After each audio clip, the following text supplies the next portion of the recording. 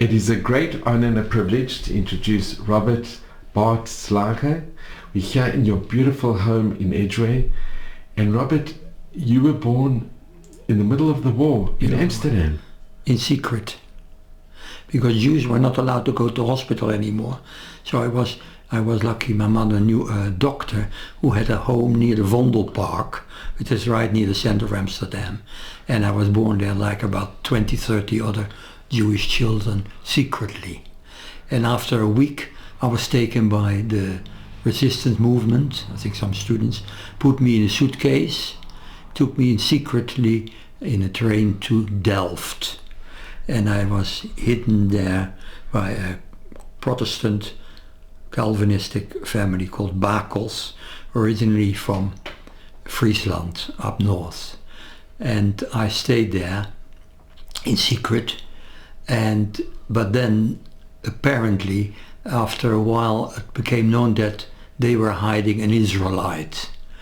My stepfather said he was told by a high functionary in the government that he's hiding a secret. So he wanted to get an Israelite. So they took me. He specially finished his job there and went from Delft to Stedum, which is a little village near Groningen, which is up in the north, where they had a farm.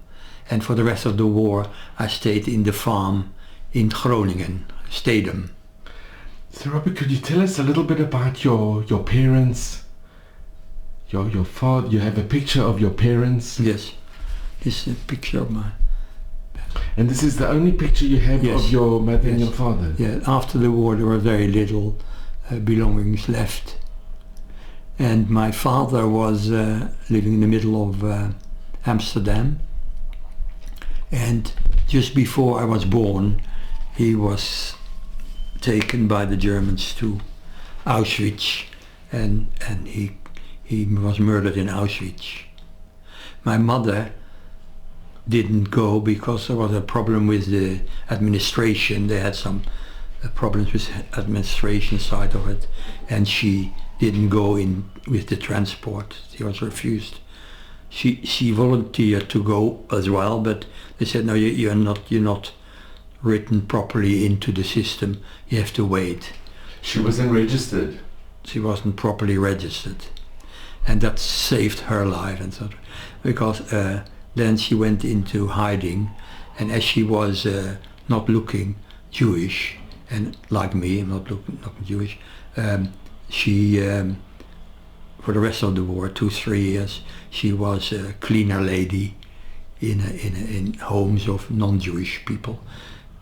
Changed her name so they didn't know she was Jewish and nothing. That was I was born in 1943. The war ended in May 1945, and I was in Stedum.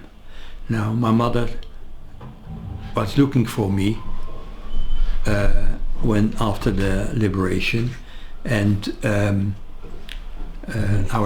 this is my foster parents, my hidden family. They hide me. The family Bakels, originally from Friesland, but they had a farm in Groningen, near Groningen, Stedum. We stayed there the whole war.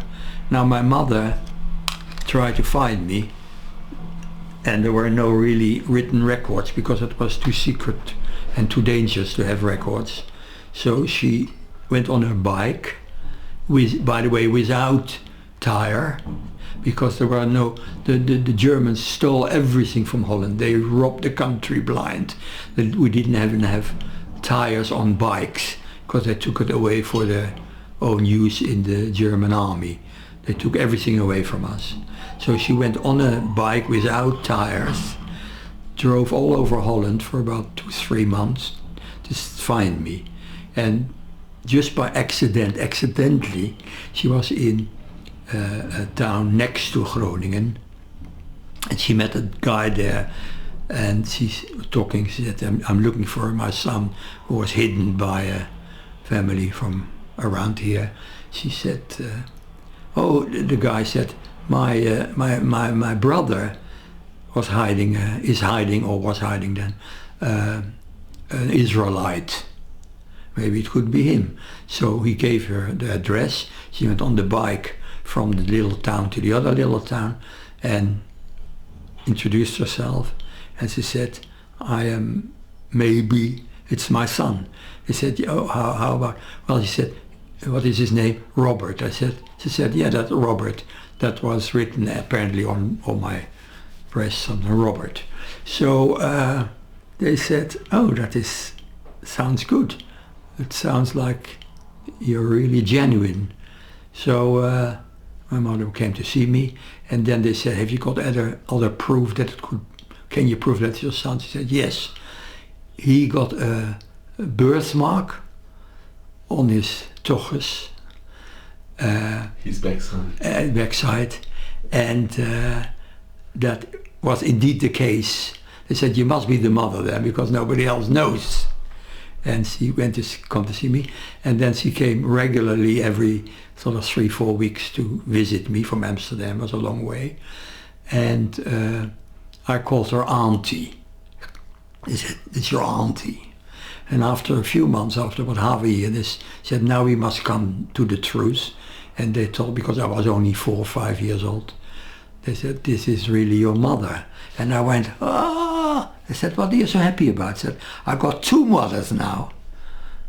Would you believe it? 2 mothers, not 1 mother, 2 mothers. And they found that, of course, very amazing. And one other thing was, then my mother thought, because I was so happy in Groningen, that my mother thought, better keep him there. He's very happy with his adopted parents. But then a rabbi in Amsterdam said to her, you better take him now back, otherwise it will be more difficult and more bothersome to have him back.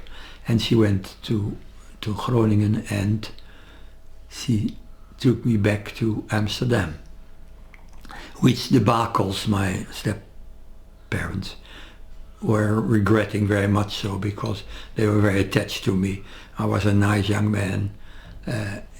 Got pictures of, 1 or 2 pictures of me as a baby there, and they let me go, and I went to Amsterdam. And then came the next problem. I came to Amsterdam, and I wasn't circumcised, because during the middle of the war you couldn't circumcise, didn't know I was Jewish or anything.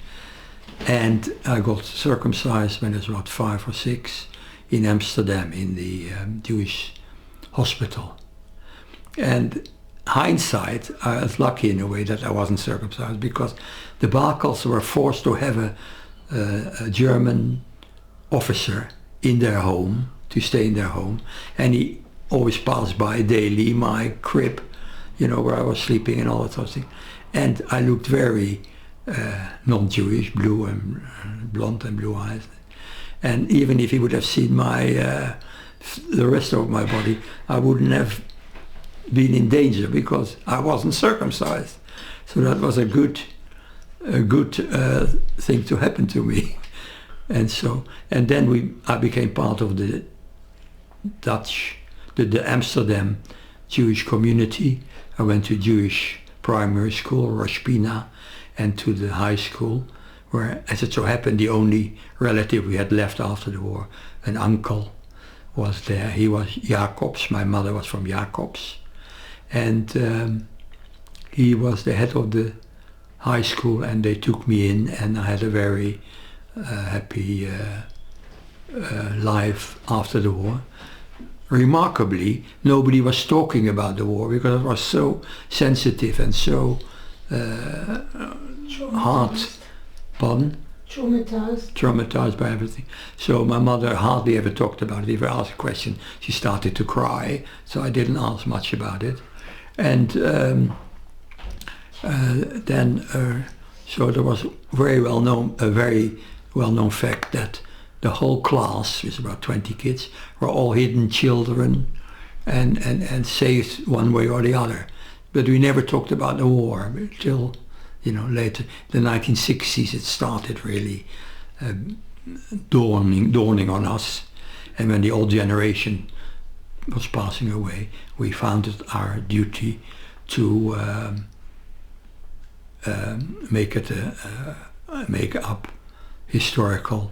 A lot of books came out and still coming out. A lot of films, documentaries, loads of documentaries in Holland. And that's another story.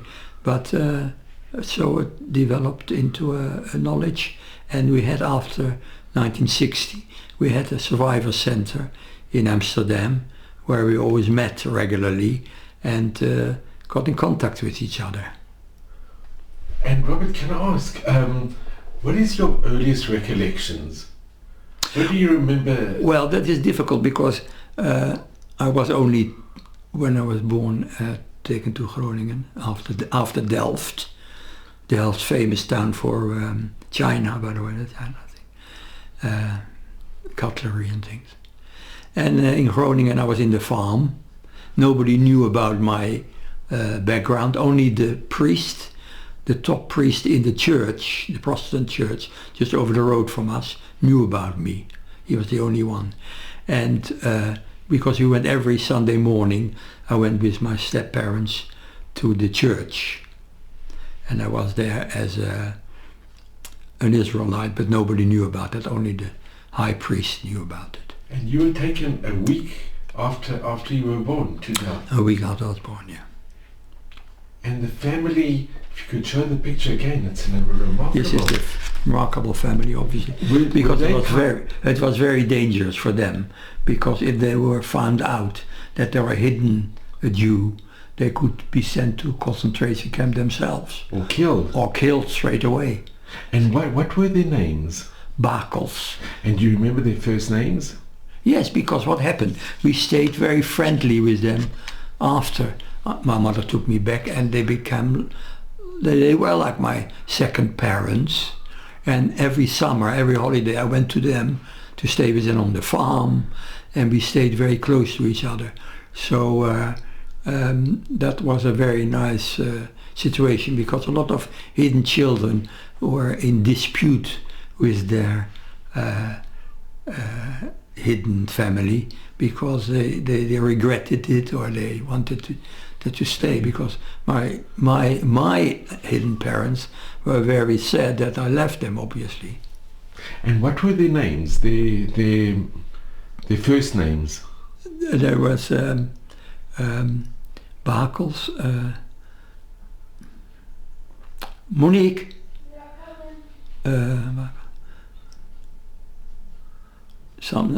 I'm 80 now, so I tried. Monique, what was Bakels' name? Yeah. And Muka. Muko. No, Muko is the Frisian name for mother. Yeah. Mother. You know what? So this is a picture of Bart and Bart, Muka. my stepfather, and my stepmother, which I call Muke, which is the Frisian term for mother. Because in Friesland they got their own language.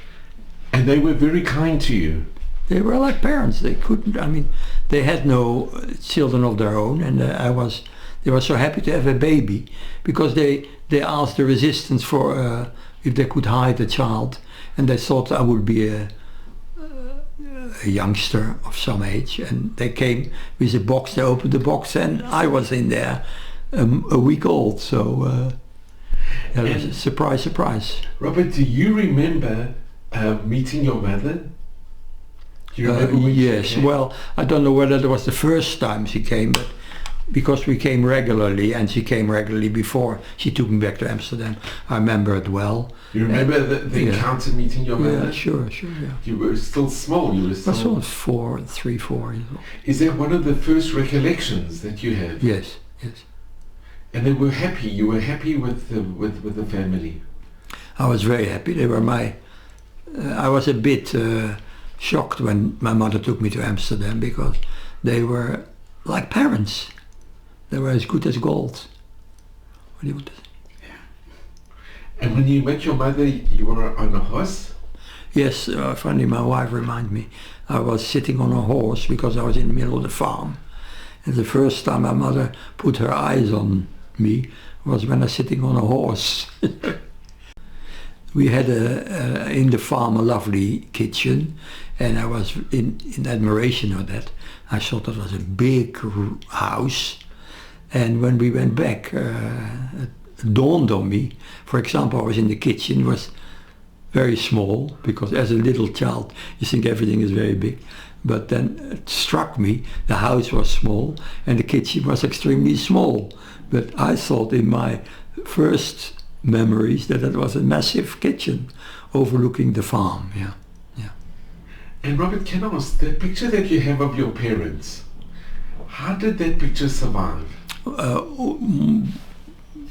We had, I think my mother had some neighbors, and they had this picture to keep, because there was very little you could do with possessions. And this is the only picture you have of your father? Yeah, in Volendam on a vacation weekend in the famous town of Volendam, just outside Amsterdam, where they dress you up in the local costume. And did your mother speak to you about your father? Well, not much. My mother was like in school, we never talked about it very much. It was too awesome, and every time I asked my mother various things, she started crying. So in order to avoid this deep sentiment conflict, I asked her only suggested seldom things, but we didn't go into deep details and things because it was too raw at that time and very traumatic. That's the problem. But your mother took you back and she remained close with the family. Yes. Which is really admirable. Yeah, it's fine, yeah. Because like I know some people, they were in such an argument with the family that they never spoke to them again, or they were even fighting. There's a case of two Jewish girls, a very famous case in the 60s. They were hidden they were hidden in a convent. And Anneke Beekman and Betty Melhado. And the Jewish community wanted them back. They had an uncle or somewhere living, and they didn't give them back.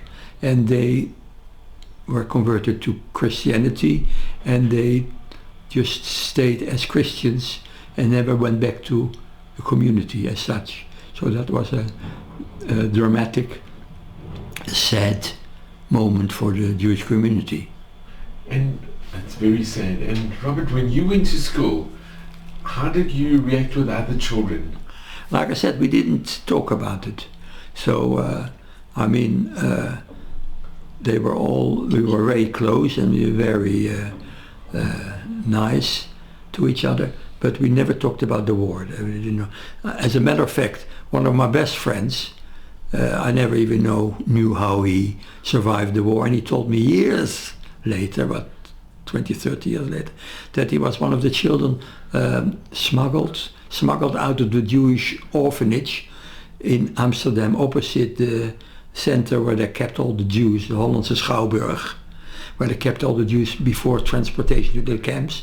And there were some Jewish resistance people in there, and they smuggled out about 70, 80 little kids to Christian families, and he was one of them, but he never told me till years and years later. It was too painful. And he was hidden by the sister of Bart.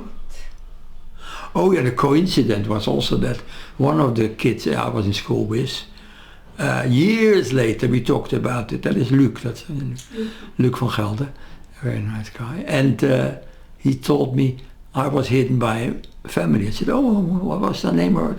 Bakels. I said, but I was hidden by Bakels. It turned out that the mother or the grandmother, the sister of Bart, my father Bart Bakels, was one of the leading ladies to manage the hiding of Jewish children during the war. And he was hidden by her. So we were really, out of the blue came this connection, which was amazed to hear this. Yeah. And Robert, did your mother ever speak about her sisters? She had 5 sisters and a brother that were deported. No, very, very seldom. My father was murdered in Auschwitz. My grandmother was Bertha Esther Jacobs was murdered in Sobibor, and the rest of the family was all killed in camps. And growing up in Amsterdam, well, the community must have been so sad that there were so many stories of people that were deported and were killed. How was the atmosphere in the school? Well, like I said, it was ignored from 1945 till about 1960 because it was too awesome and too painful to talk about it. But then later on, when we moved on with that and started the Jewish Community Center, we meet each other and start talking about it. And then of course came the story of, for example, Anne Frank as one of the hidden children. So I mean, from then onwards, people became active in research, and we had some fabulous historians like Lou de Jong and Dr. Herzberg, and they wrote endless books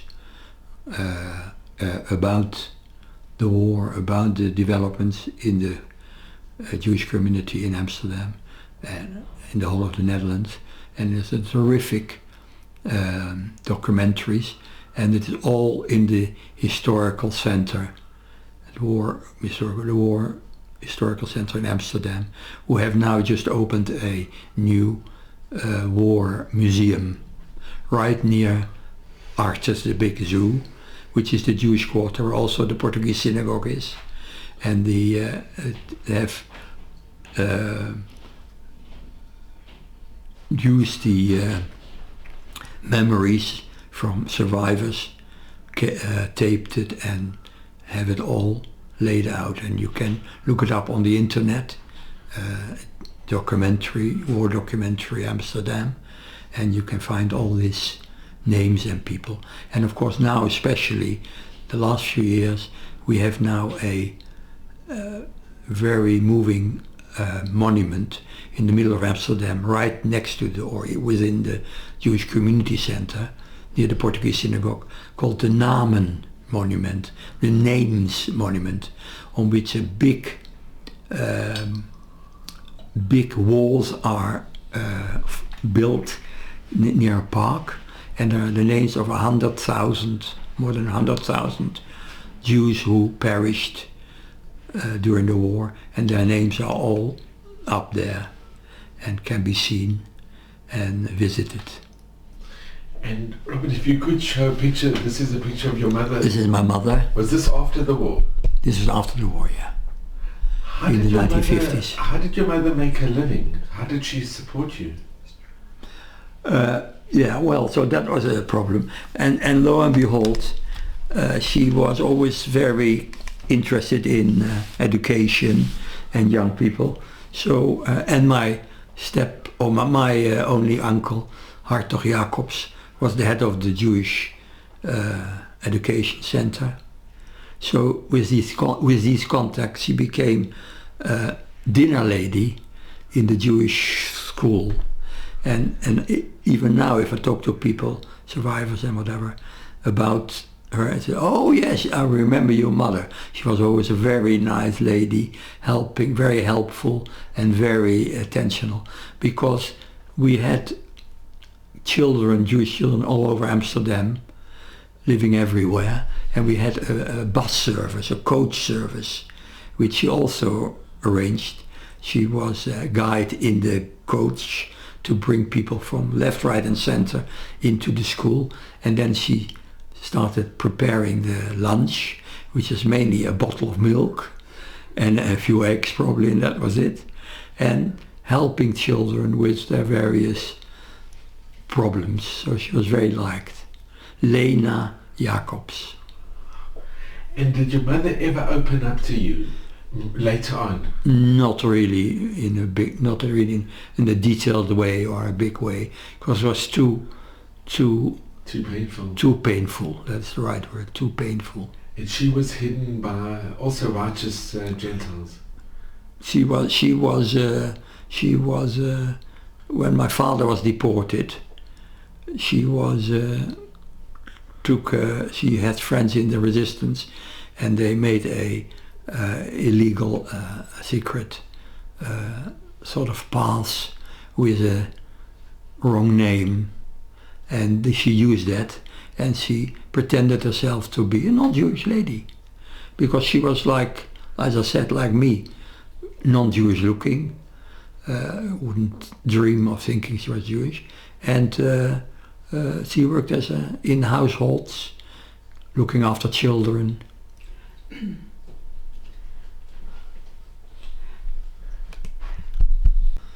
So the problem was that my mother was pregnant in the middle of the war, and my father at that time, when she was about halfway through her pregnancy, was deported, and he died in Auschwitz. So my father never saw me, never knew about me. It was completely wrong timing, and unaware. He was unaware that he had unaware that no, he knew that she was pregnant, that he had a son, and didn't know that a son was coming. Yeah, that's right. And your mother wanted to go on the transport. Yeah, my mother was also prepared to go with the family on the transport, with a lot of family, and she was thrown off the coach or the truck because she said he wasn't properly registered. And that saved her life. Then she went into hiding. That's why we're here today. That's right. And funny enough, I went after the war to the Middenweg, which is in the middle of Amsterdam, Jewish area, formerly Jewish, where my father lived, and I went upstairs to the house and knocked on the door, and they said, "Can I come in?" I said, "Why?" My parents lived here in this house. It was only an apartment. I said, "Yeah, good, come in." They showed me around. And then a few weeks later, I got a phone call from them. They said, the man said, "My parents remember you as a baby, just being born, and remember you as a little baby."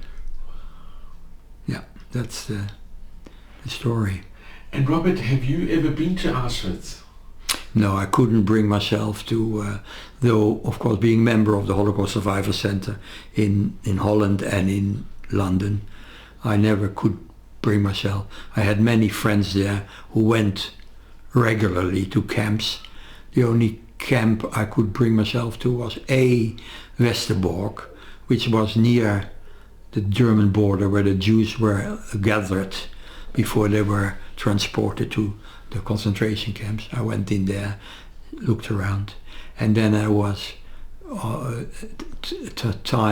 years and years later, I went on a business trip to Germany, and was in southern Germany, and I was in Munich, and I thought I better go and see Dachau. So I went to Dachau concentration camp, but I never found the courage, or I was too afraid to go to Auschwitz or Sobibor. And did you speak to your children about you being hidden? It was never a secret. It was. Yes, but the after the war, we slowly talked about it, normalized it. I thought, and when my children were born, I spoke to them. Not in detail, but too much. And funny enough, my grandchildren went on the Jewish school. Which school was it? Emmanuel College. And they took them a few years ago to Auschwitz. And when they came back, they said they saw on the list of names David Slager, my father. And I didn't want to go into details. And they didn't want to go into details. They didn't ask too many questions, fortunately. So they are I wanted to protect them from that horrible story. Though now they know much more about me because I've been in the press. I've been interviewed in Oxford by Chabad, which is on television. Has been publicized by the Oxford Chabad Student Union, which I didn't know it would circulate on the internet, but it does under the name David Slager. David Slager. It's very important that people know the story. Yeah. Robert, can I ask you, and it's a difficult question, and I don't know if it's been asked before, but if the tables were turned, and if you were put into a position where somebody would say, would you put your life in danger and your family's life in danger to save somebody? That's a very good question, and it's been questioned many times now by people, survivors and all that. I don't know whether I would have the courage and the strength to hide people while you knew if they would find out that you were hidden, they would punish the family, the hidden, who were hiding Jewish children. And some of them were sent to camps or were executed in Holland. There were many cases where they were correct. They were killed. Yeah. So that's a difficult question. I couldn't answer. But they were, I must say, they were strengthened by their, funny enough, by their religion, because they were prepared to save Israelites, and they found that very important in their life. Like my stepfather's sister was one of the leading ladies in that movement, and that of course convinced them to be the same. And their church was very helpful to assist them in that cause. And they were Protestant. They were Protestant, very Protestant. And I don't know whether I should tell this, but years later, my stepfather, my hidden father, told me, I said, how are you? I said, I'm very fine, I'm part of the Jewish community and I have a good life. So he said, yeah, but there's one thing which we regret. I said, what do you mean? He said, well, if you would have stayed with us, you would have been a Protestant Christian now. And I said, well, what's the difference? I mean, religion is religion. He said, yeah, but you would go to heaven. And now you're not a Christian, you won't go to heaven, or something like that, in that sense. And I was amazed. I almost fell off my chair when he said that. But that saves my life in a way, that they were so strongly committed to save my life for that reason or for other reasons, that they did so much which would have endangered their own life and their own family. It's so true. Yeah. And Robert, can I ask, what message do you impart to your children and to the future generations? What message do you give to people? Well, basically, I think there's one problem worldwide with families and friends, and solidarity. And there certainly should be solidarity among, let's say, for a start, which I know very well, is the survivors. And even in the survivors community, there are quarrels between very orthodox survivors and non-believers who are sort of not communicating with them, with each other, which is annoying, to say the least, and a shame, really a shame.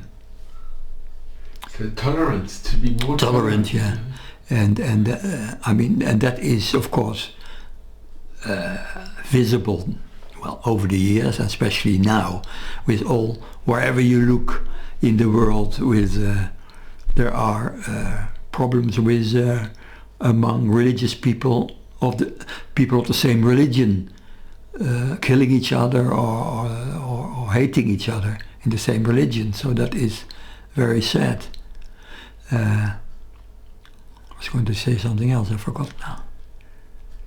Yeah, that is a tragedy, I think. But that you were saved by righteous Gentiles, it's really admirable. It's Absolutely. So Robert, I really want to thank you. Yeah, that's more or less, in short, the story. So Robert, for me, it's been the greatest honor and a privilege to be with you. And I'm extremely grateful to you. Yeah. And well, your story, I think you possibly could be one of the, maybe even the youngest survivor to have been born in 1943. Yeah. When I go now to the Holocaust Survivor Center, and also in Holland, I'm usually surrounded by people in their 80s and 90s, and I'm the youngest. But to think I'm 80 years old. You were a baby born in 1943 secretively. Yes. And thank God you survived. And yes. So it's so important that you should continue the work that you do in education and informing and enlightening people. Yeah, like I said, I have a bit of a mixed mind about it, because I don't want to go on about it, as it so happened, because it is so painful, and I don't want to become too involved with daily lectures like a lot of my friends do. And there is an organization here connected to the Associated AJR, Association of Jewish Refugees. They do a special branch there for regular lectures, and I have friends who travel all over the UK constantly telling that. But I have only given in my whole life about 5 or 6 lectures, 1 or 2 in synagogues, and 1 or 2 in Jewish schools, and 1 or 2 for the Chabad. And your children, they grew up not traumatized by... No, because I kept it on the surface. I didn't go in depth in the... even today I wouldn't go in depth into the enormous crimes committed to us, so not to get them too frustrated. And they make remarks sometimes, and then I make a comment, and that's about it. And my grandchildren hardly ever talk about their visit to Auschwitz, because I could have gone into detail and asked them various questions, but I just avoided that and just thought, which is different, because I know some of my friends are very involved in getting their family and friends, and they don't talk about anything else, get them inform them about the history. Well, you made a life for yourself. You raised a beautiful family. That's right. And you should only have Nachas and Mazel and Brucha till 120 in good health and happiness. And I am so incredibly grateful to you. Yeah. And you should just have all of Hashem's blessings. Well, then I tell you one of my favorite jokes. Jewish people always wish each other a long life. Bis 120 in Yiddish means 120. Why? Because Moshe Rabbeinu, Moses, was 120 when he died. Now, why did he live so long? Because he took the tablets. Ah, that's wonderful. That's wonderful. Yeah. Robert, thank you so very much. Okay. Good luck. So I went to many lectures by survivors and important people in the community over the years. For example, I went to, as you mentioned it, to Chief Rabbi Jonathan Sachs' lecture, and after the lecture, he was talking about the Second World War. After the lecture, I asked him, how in God's name is it possible what happened to Jewish people during the Second World War? So he said, the thing is that God controls everything in this world, but not the individual actions humans take constantly. He gives them a bit of independence. He gives the human race a bit of independence. And because of the independence, these things happened. But he said he didn't control the complete actions of society. And that was his excuse or apologize for what happened. A lot of people have said, where's God? But some people say, where was man? How could it have been that the most cultured people on earth, professors absolutely and educated, absolutely, how could they have perpetrated the worst possible crime in humanity? Absolutely.